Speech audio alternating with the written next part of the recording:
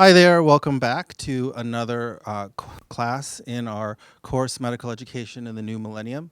I'm Dr. Larry Chu, and on behalf of my course co-directors Kyle Harrison and Nikita Joshi, I want to welcome you to this class on interdisciplinary project-based collaborative online learning. We're really lucky to have Dr. Renate Fruchter with us today from Stanford's PBL lab. But first, we're going to hear from Janak Chandrasoma. Now, Janak is a fellow in our AIM lab here at Stanford. He's an education fellow. He got his bachelor's degree in philosophy from Amherst College and then taught private high school for 2 years in Los Angeles. He went on to earn his medical degree from USC and complete his residency in anesthesiology at LAC and USC Medical Center. And he's currently really instrumental in many of our online learning projects. So you're going to hear from Janak in just a moment, but first, a quick message from Medicine X. Welcome to Medical Education in the New Millennium, a new course from the Stanford University School of Medicine. This interdisciplinary course is produced by Stanford Medicine X and features talks from thought leaders and innovators from medical education, instructional design, cognitive science, online learning, and emerging technology. Over the course of 11 weeks, we'll consider how to build educational experiences that address the unique learning preferences of today's millennial medical students and residents, address gaps in the current medical education system, and explore what might be accomplished when all healthcare stakeholders are included in the conversation. If you are joining us for the first time, a quick reminder that there's a simultaneous conversation happening on Twitter right now using the hashtag MedX. Christopher Snyder, otherwise known as I Am Spartacus, is the in-class moderator for today's program and will be taking questions from social media. So please, make sure to start up your Twitter client to join in the online conversation and interact with today's speakers. Please also make sure to like our Facebook page at www.facebook.com/Stanford Med X. Please note, you are watching a live online program and there is a delay between real-time events and the live stream you are watching. Tweets from our in-class guests will appear before you see the real-time events they are tweeting about unfold on the video live stream. The mechanic can see something that I can't. It's the word sucker, and it's painted on my forehead. Fresh out of college, I became a middle school teacher in a private high school in Los Angeles. From there, I applied to medical school and became a doctor. And for the last year, I completed my residency in anesthesiology. Since then, I've always been and have always been a teacher, and I'm deeply committed to education. So I accepted a fellowship to come to work in the AIM lab at Stanford, where I design and oversee media, the scope of which has international reach. All of this left no time, sadly, for a deep and sophisticated understanding of the inner workings of my Subaru. And mechanics, they know it. They can smell it on me. Every time I take my car in for a routine tune-up, they tell me that something is in critical shape. My car is 2 steps away from death's door, and invariably it will require a $1,000 repair to get it back to acceptable condition. I never notice any problems. They tell me something dire is going on underneath the hood, smoldering under the surface where I can't see it. To tell you the truth, it's hard to trust these mechanics. They have a specialized knowledge that I don't have. They speak a language that I don't speak. And they don't have to be honest. They can make up whatever they want and then tell me that they've fixed it, and I'll go on my merry way, poorer, but with more peace of mind. I don't know if they're lying. They might be. They might not be. It doesn't make a difference. I feel like I have no choice. I am powerless. I'm telling you, I'm a sucker. If you haven't guessed by now, this is an analogy. Doctors have specialized knowledge. They have specific vocabulary that is incomprehensible to normal folks. And they, too, don't have to be honest. The public trusts them. At times, their trust is warranted, but I've met plenty of doctors in whom patients have misplaced their trust. and patients don't feel like they have a choice. They feel powerless. This ultimately is the kind of rhetoric that makes some people trust herbal medications more than pharmaceuticals, that makes some people not vaccinate their children. People don't want to be suckers. So what separates the doctor from the mechanic? Is it the fact that we took an oath? Is it the fact that we went to school for a really long time? Is it the fact that your health, your life, your ability to live and breathe and function is sacrosanct, and to lie about it for a quick buck would be ethically reprobate? I don't know the reason. But doctors, for the most part, have the trust of their patients. And having this trust,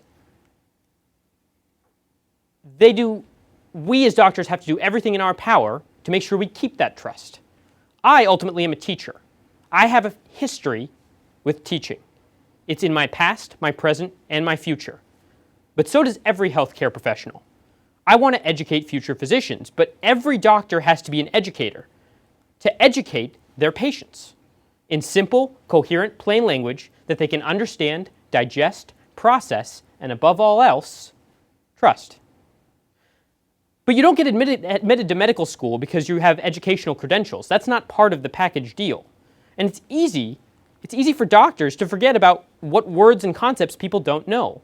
Explaining things plainly is hard most of the time. It's funny. I'll tell you about the patient who requires the most amount of work from me. This patient is a male. He is in his 70s, his early 70s. He's Taiwanese, and he has type 2 diabetes. His diabetes, over time, has damaged his kidneys. By the way, he speaks Mandarin Chinese. He speaks English as well, but he's much more comfortable with Mandarin than he is with English. He understands that because of his disease, he can't eat anything that tastes nice.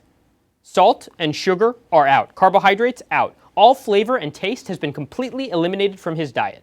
He hates it and will throw a tantrum and occasionally binge. And I can't blame him for that. He believes in Eastern medicine. A great amount of attention in Eastern medicine is spent on the aspects of temperature. Ingested fluids can't be cold. That's bad for the body. If water is drunk, it should be drunk hot.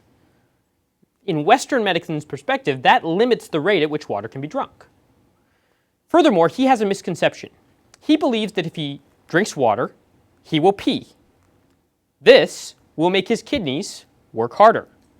So he doesn't drink water in order to limit the amount of urine production.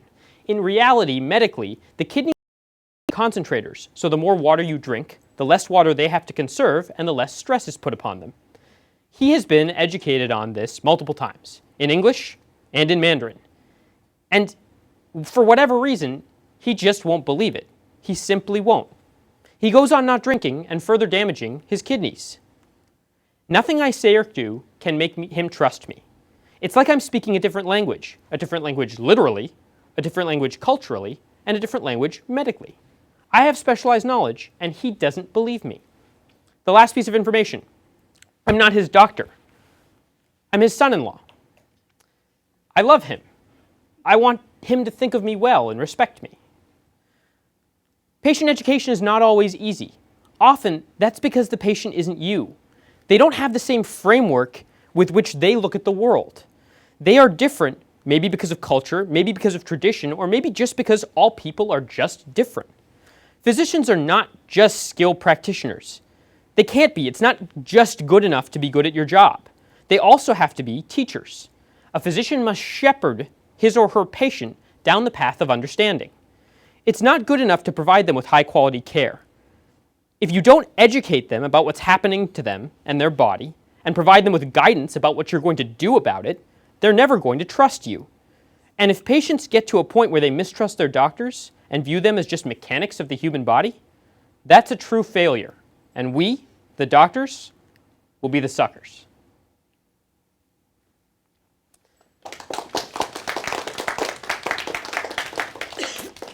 I'd now like to introduce our featured speaker, Dr. Renate Fruchter. Renate Fruchter is a founding director of the Project-Based Learning Laboratory, the PBL Lab, at the Stanford School of Engineering. She is lecturer in the Department of Civil and Environmental Engineering and leads a research effort to develop collaboration technologies for multidisciplinary, geographically distributed teamwork and e-learning. Her interests focus on R&D and larger-scale deployment of collaboration technologies for global teamwork. But first, we're going to have a short message from Medicine X.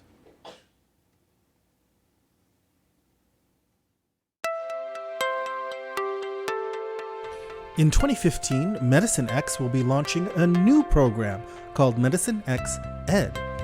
This special conference, right before Medicine X 2015, will focus on medical education and what might be accomplished when all healthcare stakeholders can engage in a conversation about changing the culture of medicine through educational innovation. Of course, we'll discuss the role technology can play in medical education, but we'll also look at gaps in our current educational system, such as participatory medicine, shared decision-making, patient engagement, cost transparency, patient safety and reducing harm, and cross-cultural competencies. What other gaps might we address at Medicine X Ed? Let us know what you think by tweeting our hashtag MedX. And make sure to sign up online to learn more about Medicine X Ed and how you can get involved.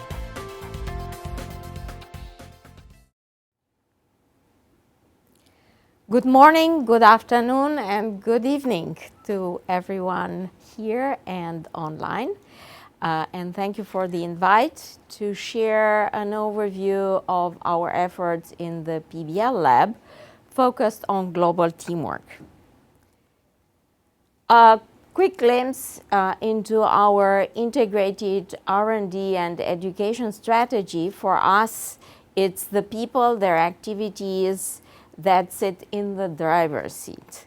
So we have borrowed methods from ethnography and anthropology to go and actually observe people in their habitat, in their learning and work environment. And through these observations, identify what works, what's confusing, what's needed, and then articulate relevant research questions that we then link to theories. Theories and methods, knowledge and technologies that come from very diverse disciplines, all helping us to understand what is the nature of global teamwork, which is very complex. And that then is defining conceptual frameworks and lead to research and development towards collaboration technologies, services, as well as places and spaces that support new processes and work practices and learning practices. We love to bring these up to a beta level functionality and then deploy them in practice in education and industry pilots. These then serve as fantastic test beds to really understand what helps, what's confusing, what is ignored, what is abandoned, and that feeds back as observations into the next rapid prototyping cycle. So for us, the clock ticks typically once a year, but very often once a quarter. So moving on to our biggest challenge, I would like to quote Professor John Hennessy, Stanford's president, who a couple of years ago in an interview said that the world does not come to us as neat disciplinary problems, but as complex interdisciplinary challenges. And we have been embracing this in the past 2 decades, as well as pushed it even further into a global setting. Our key focus is cross-disciplinary, geographically distributed, project-based learning, as well as bringing this into industry settings and pilots. So let's look for a second at the demands of global teamwork. We look at 5 key discontinuities that are really challenging such global learners and global knowledge workers. Space, time, culture, discipline, and technology infrastructure. And key questions that we are asking are related to how do we work? Where do we work? how do we connect with each other? How do we provide each other feedback? How do we make our local conditions visible? And I'm not talking just about the weather. It's your workload. It's your resources. It's your infrastructure that you have available. And with that, you can have much more realistic goals. Furthermore, how do you connect to the mobile learner and knowledge worker? Because now we are no longer tethered to a wall and a desk. We indeed can work anywhere, anytime, with anyone on anything. But how do we do that? And how do we support knowledge creation, capture, sharing, and reuse, where the reuse is not just focusing on documents? And I would like to share with you some myths related to global teamwork that we have formalized and we are sharing constantly with our colleagues and partners, both in academia and in industry. People who learn well co-located will learn well globally and distributed. Well, not so always. Give global learners or workers the right tools and spaces, and they will be productive. Global teamwork and collaboration is sharing documents. So what we like to emphasize constantly is that learning and working globally requires new competencies, new learning and work practices and processes, as well as an ICT, information and communication technology ecosystem to support diverse modes of interaction and new learning and work spaces and places. So having said that, how do we respond to that? And I really was fortunate to have the opportunity to launch the PBL lab in '93 when e-learning was still up in the clouds and people were mostly dreaming about that, and deploy it in a growing global learning network. And that's what I'm going to tell you about.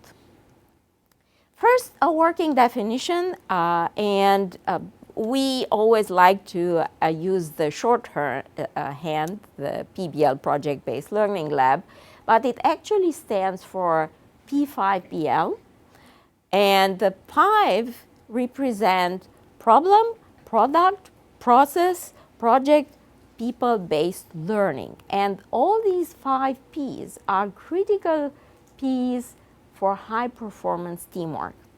And all of us do a fantastic job teaching our students in the specific disciplines how to solve problems. And we engage them in projects, typically in teams that are discipline-centric, and they develop a product, virtual or physical, for a real or hypothetical client. But what we also do is we expose these students to agile processes that bring people together from multiple disciplines. And this is an image of an interactive session with people and mentors and experts from all over the world.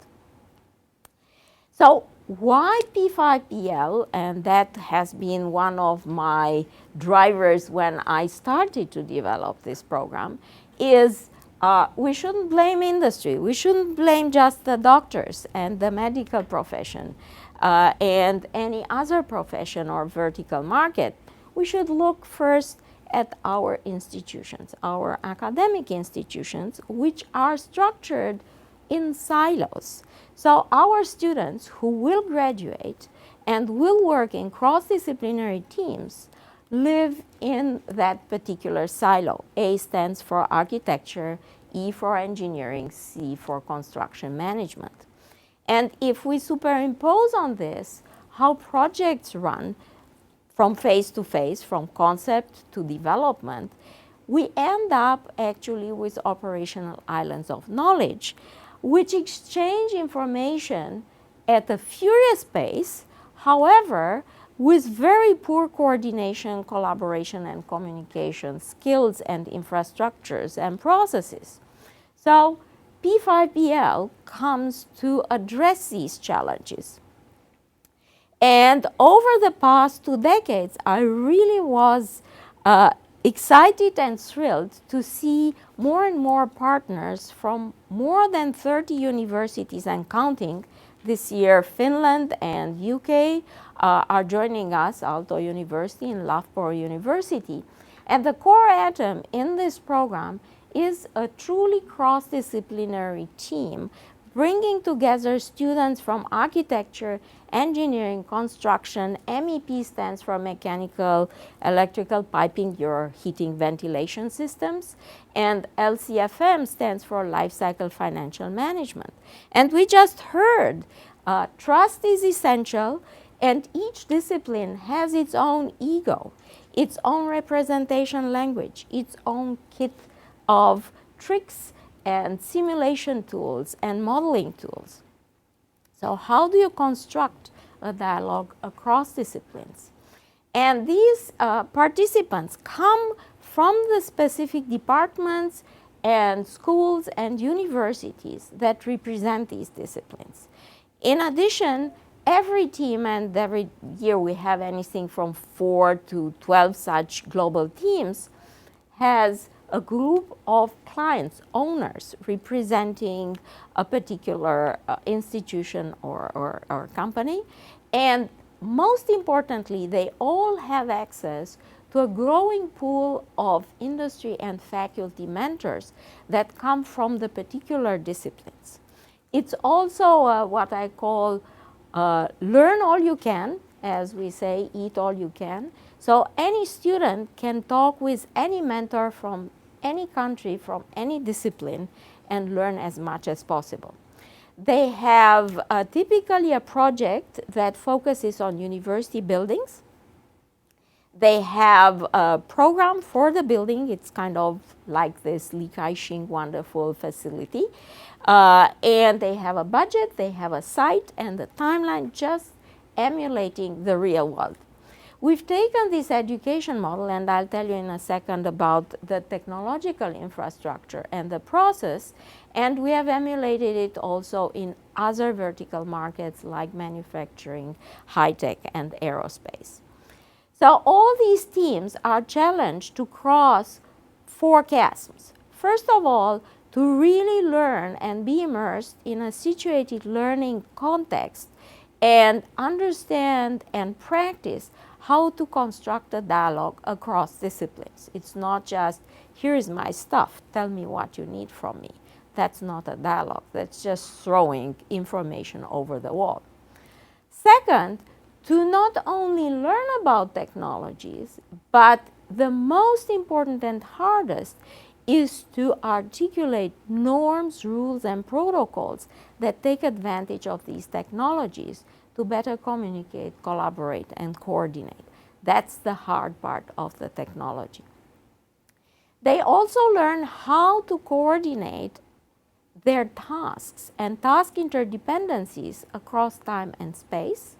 And last but not least, the hardest is to work in multicultural teams, where each participant brings the cultural, national cultural, not just professional culture, to the table with their communication channel preferences, with their interaction protocols. As I mentioned, we have a growing, fantastic learning network coming from industry and from government, with mentors and sponsors and partners. And we push these students towards a system thinking and system integration, coordinating their different disciplines and really producing sustainable and economically viable built environments that can serve the people that actually spend a lot of time in these buildings. If you want to see projects, we have a fantastic gallery on pbl.stanford.edu for over the past 2 decades. But what is the model behind this education experience? And coming from design and engineering and management, my model was the Master Builder's Atelier. So pick your favorite master builder for Renaissance, and you will understand that in these studios, they had apprentices, journeymen, and the master builders experts. And what I have done in this framework is bring the undergrads as apprentices to the graduate students who are journeymen from the different disciplines, and allow them to interact with the master experts from the different disciplines, from industry as well as from academic partner universities. And that creates a fantastic learning experience for everyone. More than that, what we have created is a mentoring and reverse mentoring two-way street. So the senior experts from industry and universities bring their discipline knowledge and real data and real industry feedback from the field. On the other hand, the students, our millennials, many of you, are really experts using technology. For you, this is oxygen. You are so fluent. And so all of a sudden, the senior experts from industry, faculty, become novices, and they learn from the young generation who is expert in all these new technologies. One of the biggest innovations in this learning education model is really reversing the instructor-student ratio. And what do I mean by that? The students are actually driving the learning. And here at Stanford, we like to claim that we have a great student-instructor ratio where probably 3, 4, 5 students interact with one faculty. In this case, we actually have the students create ad hoc teams of mentors from any discipline around their question. So this inquiry-driven learning, where the one is the student and the many are the mentors and the coaches bringing in different disciplines, allows the student to listen to the dialogue between these mentors, trying to address the student's challenge coming from the project, which is kind of a situated learning experience. So as we look at this multidisciplinary, multicultural, geographically distributed teamwork, one of the big challenges that these students have is start with the question, who owns the truth? So finally they get together and they want to socialize after a long day of problem solving, and someone says, let's play football. And this is what happens. So really building the awareness of multicultural, multi-perspective approaches and embracing the global and the local and aligning these elements is absolutely critical to the learning experience. How do we work together? Moving from us versus them.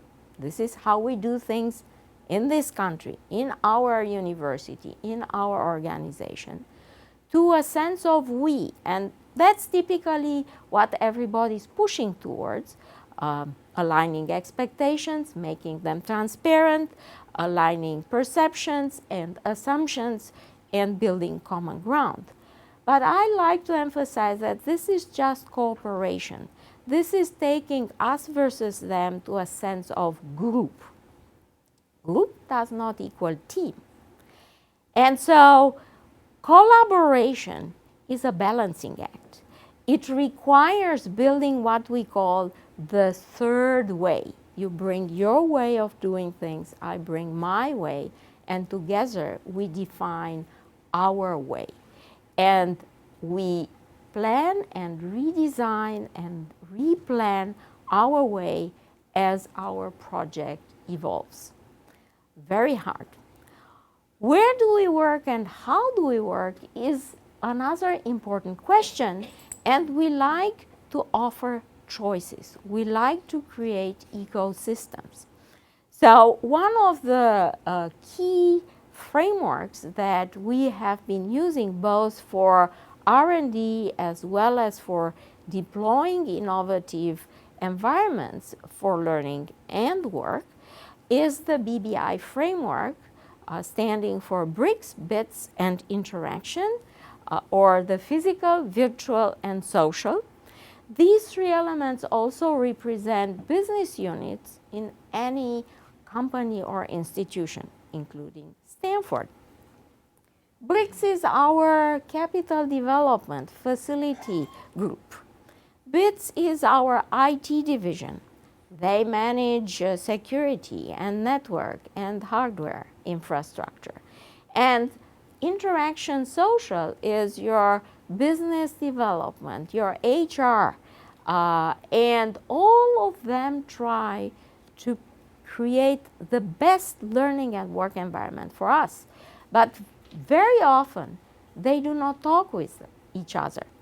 However, every innovation and every change in one of the three corners will impact the other and will enable or hinder learning and work. So we like to really take an integrated approach every time we design a new space, we design a new place, we bring in a new technology, and we pair it with new work practices and processes to create meaning and purpose. So, big question and goal, how do we create a learning environment that will support geographically distributed student project teams to co-create their workspace and place for extreme collaboration that will provide a sense of being there, immersed in the content that reflects the context of the communicative event in order to effectively engage in multimodal dialogues and contribute to multidisciplinary problem solving. So let's look at a really evolving global teamwork ecosystem that we have been developing over the past 2 decades. It spans over 5 dimensions: network infrastructure, and by the way, each dimension is represented by a spectrum. Network infrastructure from fixed to mobile, we've been embracing every new network that is offered and have been test beds to many new ones like Internet 2 quite a few years ago. Devices from extra small to extra large, and I will tell you a little bit about the extra large one that we've been developing, mixed media, mixed reality, M3R. A core R&D effort in the PBL lab is related to knowledge management and collaboration technologies, Web 2.0, 3.0, cloud and mobile technologies that support informal and formal interactions, content types and content creation, as well as reuse of knowledge. Places are very important. We care where people learn and work, anything from private to global. And the biggest asset are actually the people. And we bring together students, faculty, and industry practitioners from different vertical markets. I'm showing you our biggest implementation in the design and construction industry, but as I mentioned, we've been taking it to humanities, to business programs, to manufacturing and aerospace. And not only do we immerse these people in this brave new world, but we also study. We study how they go through the transformation of adapting and adopting new technologies and work practices and processes. We study the transformation of their behavior at individual level, at team dynamics level, and process level. And that is feedback to us to move to the next rapid prototyping cycle. Here is an example of our iRoom interactive physical space. And you are most welcome to come visit us in Y2E2 building here in our new Science and Engineering Quad, where thanks to a great grant from Smart Technologies, we've created a large flexible space with 9 smart boards, 6 fixed and 3 mobile, with flexible furniture. In this case, you see here the kickoff event in the Global Teamwork Program I have been running since '93. So the space is organized around teamwork, and you get a feel of the energy that this space really fosters as the students work on brainstorming, on problem solving.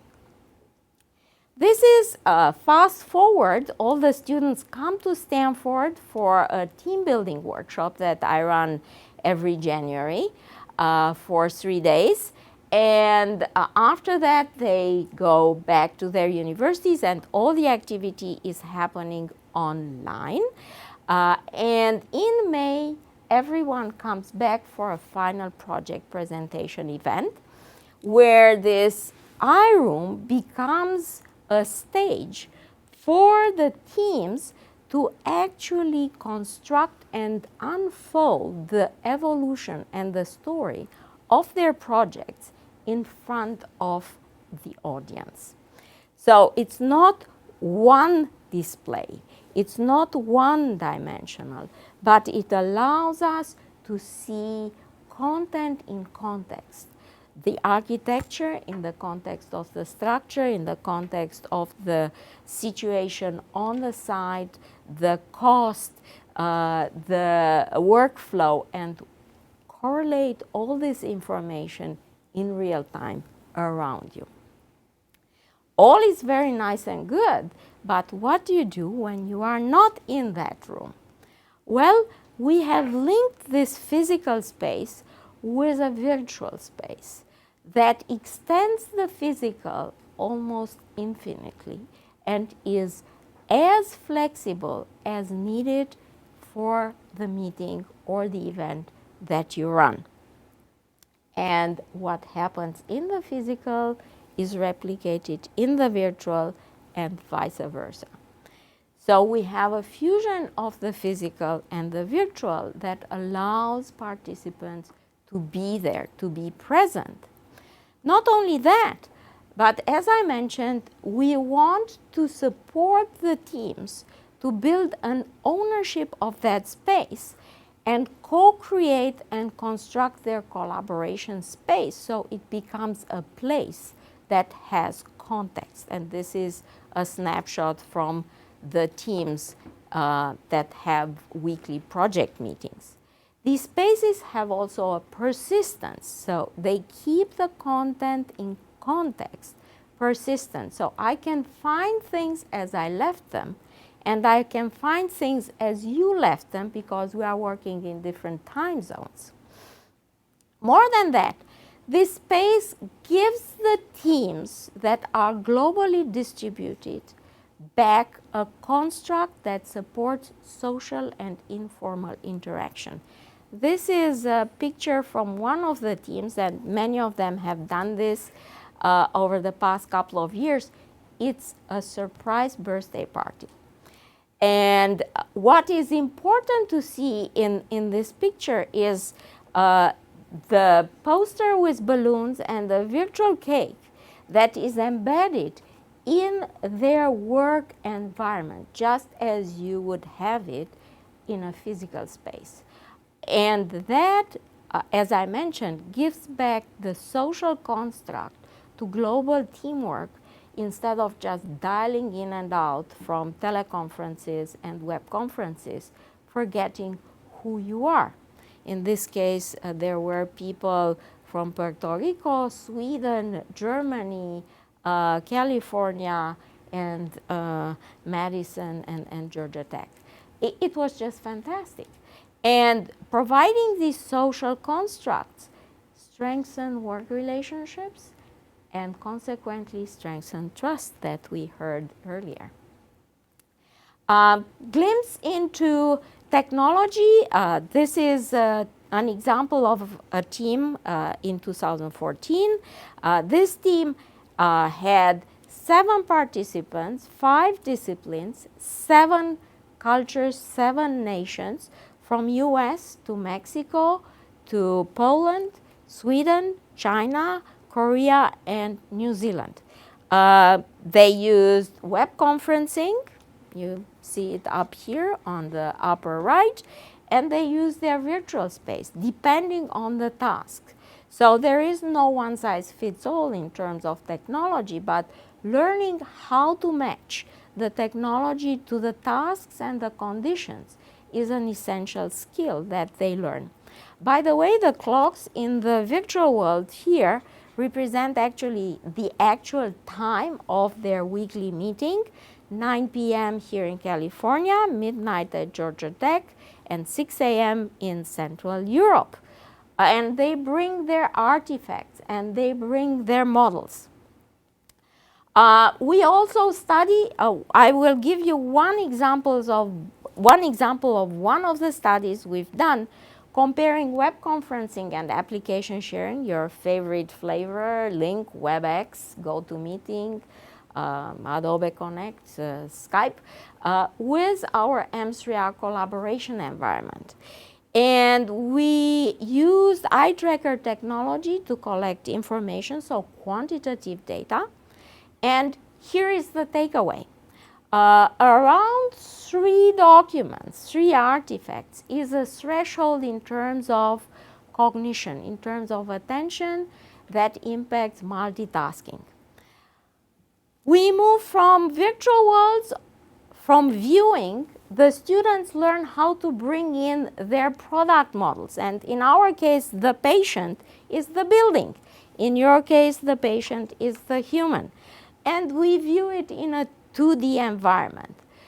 But further on, they learn to bring in that building into the virtual world so they can go into the virtual world and experience and troubleshoot the building together with the client. Here, for instance, is checking egress, circulation through the building for emergency evacuation, corridor widths, and getting quick feedback from the client. And last but not least, we heard about 3D and augmented reality. The latest technology that we have brought to this learning experience is Oculus. So there is nothing else. What your eyes see, the brain believes. Everything else you know does not exist. A takeaway, and with this I will close, 10 key characteristics that we formalized in relation to the next generation collaboration ecosystems. Foster co-creation, interaction, and co-action. Transform the way participants express their ideas and solutions. Enrich formal and informal interaction experiences. Increase awareness, attention, participation, and engagement, and we measure these. Sustain persistent content and models in context. So when we come back in 2 weeks and have our meeting, we don't need to reconstruct where we left things last time. Leverage knowledge in context and collaborative competencies. So collective competencies, bringing in any expertise needed in a just-in-time fashion. Facilitate transparency. Maximize flexibility, remixing, and repurposing of content, of models, of knowledge, of data. Create emergent work practices, processes, and social dynamics. And last but not least, I would like to leave you with a challenge. Forget change management and create and manage choice, because change is about before and after change management, right? Choice is a continuous transformation. And mobile knowledge workers and learners constantly change the place they work, the content they manipulate, the people they want to interact and need to interact, and they need to understand how to best make these choices rather than use them in an ad hoc fashion. So thank you very much for your attention. Thank you very much, Dr. Fruchter. It was fascinating. Any questions for Dr. Fruchter? We'll take it with that. Oh, hold on one second. Thank you so much. That was inspiring. I had two questions. One is if you could talk a little bit more about how you think this could be used in a healthcare setting, not from the point of educating healthcare professionals, but from the point of patients, working with patients. So that's the first question. And secondly, have you thought about the age gap? So somebody 30 years old using it versus somebody 70 years old using it, how difficult is it for them? So let's take this to the medical domain, and I could have created a mock-up of this space, bringing in your patient data, your records, health records, your financial records, your x-rays, your MRI, actually share on one of the displays in real time the MRI, annotate the MRI or the x-ray in this space, brainstorm, and discuss all this with the patients that are in Nepal. And by the way, we are here with all the expertise, and it's Doctors Without Borders, right? And so here is one example. You have an urgent case and you have colleagues in different parts of the world and you want to bring them in. They are busy as well. You have a space, and not only do you have that space where you display all this content in context, where you can compare cases and bring up, examples of solutions, but it can stay there until the case is closed. So we don't need to reconstruct it every time. It has persistence. You can create these spaces and give the client and the patient in this case access to this space where they can go back and look at the data after the first shock, after the first week, and kind of digest it. You can also record the session with all the experts and put it on one of the displays. So I can look at the data and then also play back what we discussed. Because maybe I forgot what Dr. Chu said. What are the steps to administer this medication or the other medication? And the second question was? The age group. How do millennials and senior people interact? And that's a very important question. And when I go and give talks about training and new technology, especially these type of bleeding edge technologies, I tell people, forget about training sessions, training workshops where you take people away from their real work or learning environment. Bring them with their work, with their project in this environment. Together, millennials and baby boomers and Gen X and Y, and bring in the problem.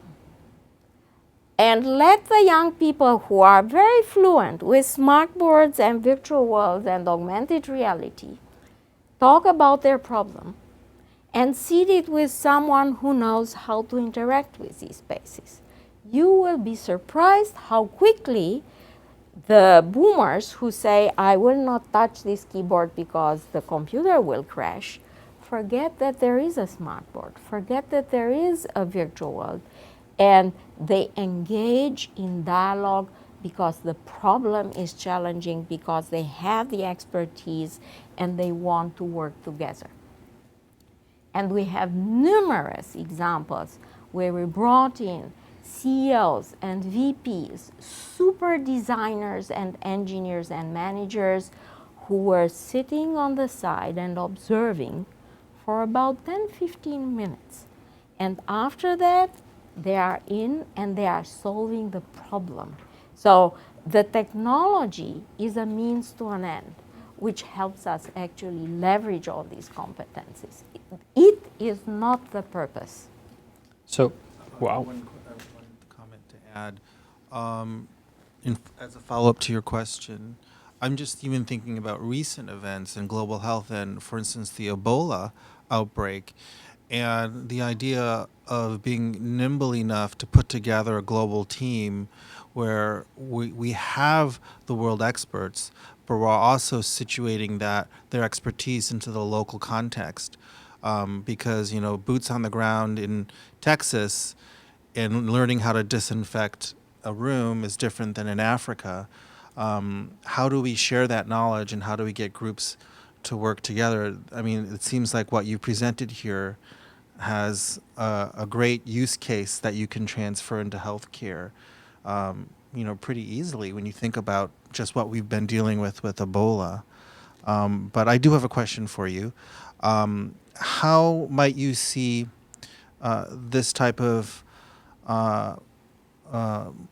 platform being used to promote interdisciplinary and interprofessional education in healthcare? So getting nurses and doctors and pharmacists to learn together. Do you see that as something that could be achieved? Absolutely, and it is very desirable. And taking the education model as, if you want, a motherboard, and plugging in the particular disciplines and professions that represent that vertical market, and immersing the people in learning by doing, what we call situated learning, and observing their transformation, not only to the benefit of knowledge transfer and problem solving, but in this case, to the benefit of the patient and his or her family, or people who surround the patient and who can actually help the healing process. I imagine you might even consider adding the patient and the caregiver to that virtual team. That is exactly what we would like to see in such a test bed. And we would love to work together. We're going to work with Definitely. you on that one. We're going to work with you on that one. So we have a question from Twitter from Courage Sings, and I'll read it. How might we translate interdisciplinary teamwork from healthcare providers already working that don't know how to work as we, particularly for patients trying to advance conversations among medical teams? Fantastic. So the big question is moving from us versus them to a sense of we. You can't just very quickly jump to our. And one of my wonderful research students worked on her PhD topic looking at trust in virtual teams, in cross-disciplinary teams. And we moved from the notion of trust to the notion of perceived trustworthiness. And through perceived trustworthiness, that we then further defined as a function of 5 dimensions: care, care not only about your health, but care about your goals, constraints, and objectives; integrity, competence, timeliness, and responsiveness.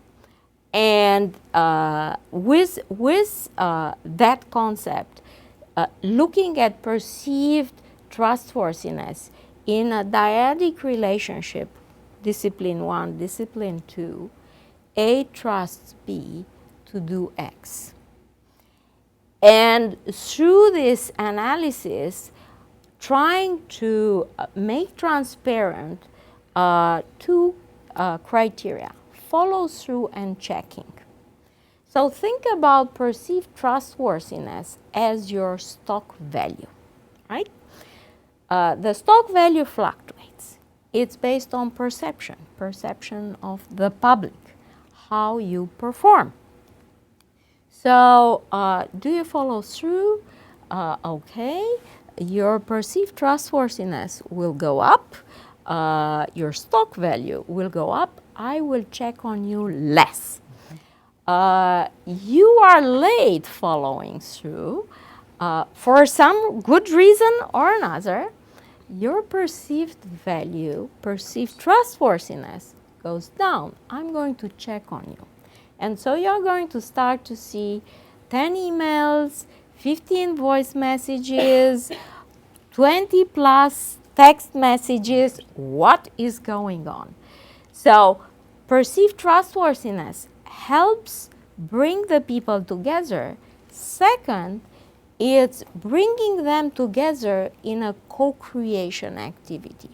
So don't hope to see people exchange information first and through the exchange of information build the trust.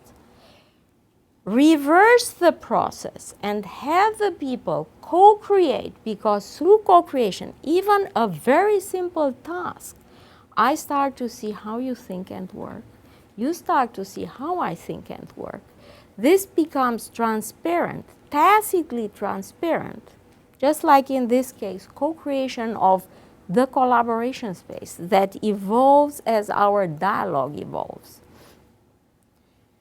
And through trust that is facilitated by co-creation, we are going to share more information, and we are going to be more responsive, and we are going to be more timely, right? Responsiveness is important, but if you have a piece of data that I need because I'm going to meet tomorrow the client, and you are so busy that you will send it to me on Friday, sorry, too late, we lost the business, not good enough. It's necessary but not sufficient.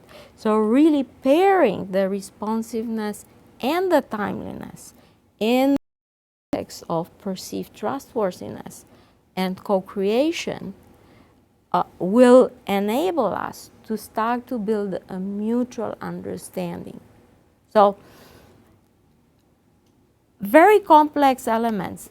That's why we like to collaborate with people from very diverse disciplines, because global teamwork and cross-disciplinary teamwork is hard, but it can be very successful. Yes. So to support your research, we had a distributed team of interns.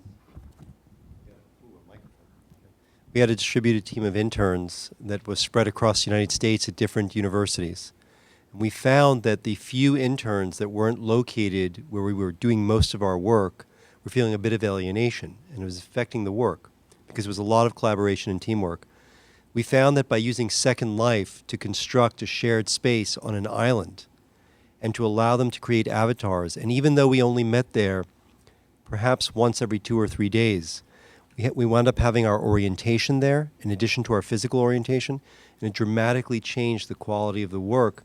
The other interesting thing is, the other interesting finding, and remember this is a layperson's finding, is that when they finally met in person after working together for the summer or a semester, they felt that they knew each other because of the physical shared space, the virtual shared space. Correct. In Second Life. Absolutely correct. And not only that, it is a unifier. Social behaviors translate directly from the physical into the virtual space. People negotiate space. They negotiate space between each other as well as between them and the artifacts. And as I mentioned, it offers that social construct that is taken away when you are on a web conference or on a teleconference setting and you just dial in and out. Now, this begs a question. Why don't we see more globally distributed teams working this way? Because there are many companies that do not do their work this way. Yep. This is, as I mentioned, it's bleeding technology. By the way, I want to emphasize this is not Second Life. We have been working with a company that has been focusing on virtual worlds in support of corporate settings, particularly this technology that originally was known as Teleplace and now it's 3D ICC. And it is really geared towards collaboration needs versus other environments that are geared more towards entertainment, fashion, and social activities. We have a question from Kathy Hanlon regarding the last slide that you have. She asks, what do you mean by managed choice, and can you provide another example? Gosh. Managed choice is a whole talk, but I will give you, in a nutshell, what we mean by managed choice. We promote the notion of giving choices related to technology, spaces and places, and work practices. So if we go back to the BBI principle and framework that I mentioned,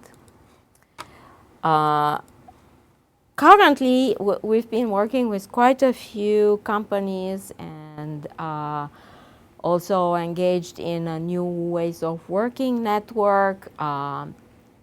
What we see is a big trend in the industry as well as in academic institutions. You can see it here at Stanford with these wonderful facilities like Li Kai-shing building, like the new science engineering quad, like the D School, and on and on and on campus, but also in corporate settings where they rethink the workplace, the work environment, where place is not a fixed space, but it's a spectrum of places and spaces, technologies that are being offered.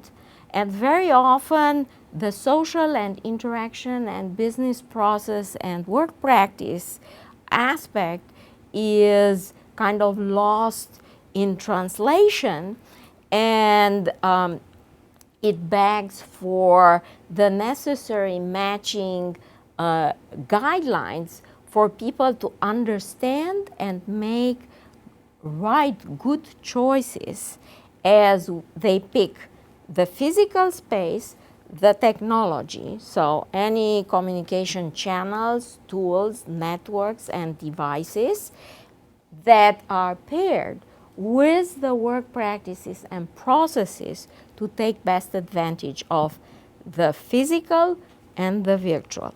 And so choice becomes, making right choices becomes a skill, an experience, and begs for clear guidelines from institutions and academic or industrial settings to help people make better choices. So managing choice will help higher knowledge work productivity.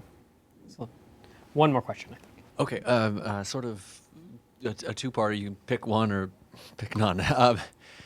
Have you noticed any observations between simulated projects and real projects in terms of how people interact, in terms of outcomes, in terms of how they felt they learned? And then the second question is sort of related, especially considering if I think about medical education, there's a lot of, we've been talking about like simulation issues.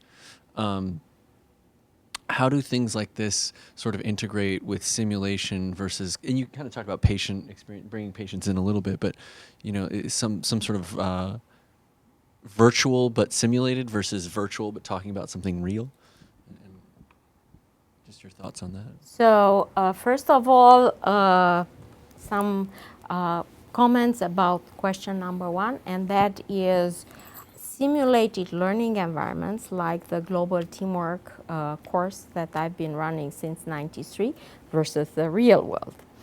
And what we are really, really pleased to report, especially in the design and construction industry, is our role as change agents, as disruptive change agents. Through this education experience, through this learning experience and the model itself that brings together students, faculty, and industry practitioners, number one, we have been educating the next generation workforce, and they are becoming the knowledge and tech transfer conduits from our environment into industry. Second, through the engagement of industry mentors from front-runner companies that really want to transform their business model and their work practices and processes, they come, and by design, nothing is accidental, yeah? They come into this environment and they have been interacting for the last 20 years, every year, with new technologies and new work practices and processes in what we call a safe environment. It's not under your boss's radar. So they have a chance to digest technology and process and innovation in this environment and then bring that in to their workplace and their projects through pilots. We also bring them into this environment with their projects to have kind of an immersive experience and then take that back into the industry. So back to the previous question, why doesn't the industry work this way? It will. It takes time. Change is hard, it's risky, and it takes time. We have so much evidence. So smart boards, our lab was the first place where we had a smart board in our department in 1999-2000. It was like the circus is in town. Everybody was coming to try it out. Today, through this process and through training, kind of pilot experiences with industry, we have transformed our industry. So today, companies, front-runner companies like Bechtel, like Fluor, like DPR, like Skanska, I'm throwing out names from the design and construction industry. They have these big iRooms in their companies. They have smart boards in their construction trailers. Right here, the new Children's Hospital, DPR project, smart boards. That's how they run their meetings. So we are now talking with some of our industry partners to bring them into the virtual world. We've done some pilots with large companies in our industry. So it's an invitation, whoever is out there in cyberspace as well as to you, to come talk with us because our objective is to do the greatest, most exciting research that engages our wonderful students, as well as to transform the industry and their work practice.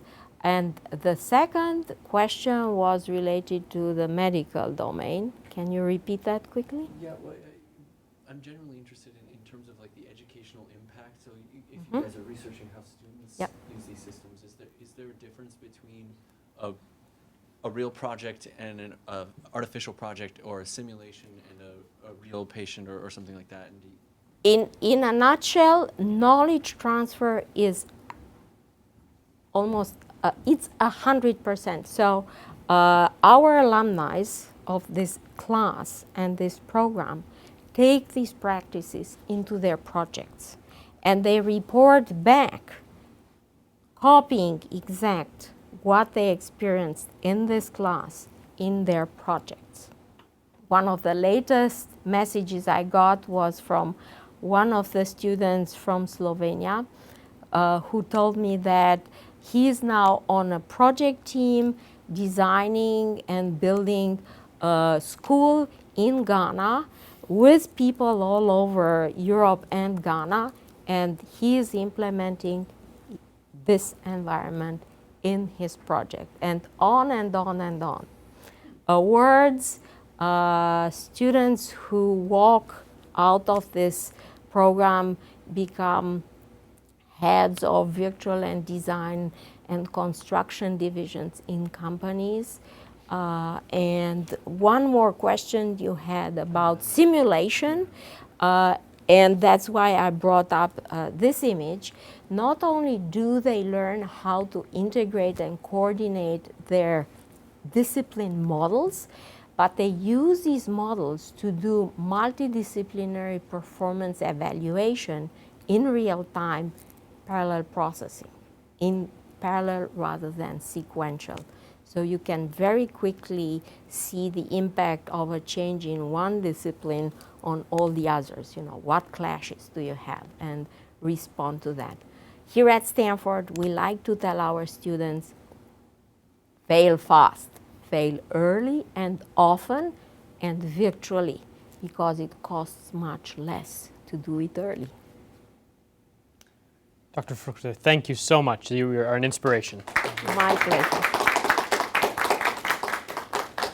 Thank you all for joining us. A special thanks to Kathy Hanlon, Dr. Carlos Rizzo, Dr. Bonnie Feldman, Ann Wall, and Abby Norman for joining us on Twitter. And we'll see you for next week for the next installment of Medical Education in the New Millennium.